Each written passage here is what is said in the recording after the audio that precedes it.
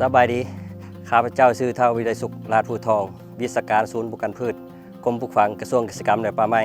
มื้อนี้ข้าพเจ้าจะมาเว้าเรื่องน้ำหมักเครือขาวห่อเนาะน้ำหมักเครือขาวห่อมีคุณประโยชน์หลายอย่างเช่นใช้แก้ไขทุกชนิดช่วยเจริญอาหารรักษาโรคกระเพาะบำรุงร่างกายลดน้ำตาลในเลือดเป็นสมุนไพรขับไล่แมงไม้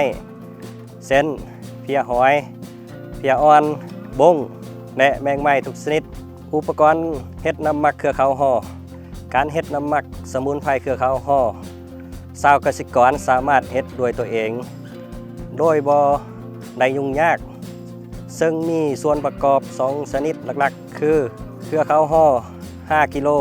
น้ำ10ลิตรและถุงยางหรือถังสีวิธีเฮ็ดน้ำหมักทำอิฐนำเอาเครือขาวห่อสดมาซอยเป็นตอนน้อยๆทุบหรือบดให้ละเอียดนำไปใส่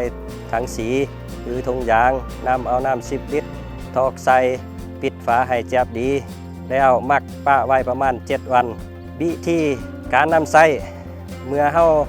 หมักเครือขาวห่อครบตามกำหนด7วันแล้วให้ต้องเอาแต่น้ำสกัดที่เฮาหมักแล้วน้ำหมัก1ลิตรต่อน้ำ200-300ลิตรฉีดในเวลาตอนเช้าและตอนแลง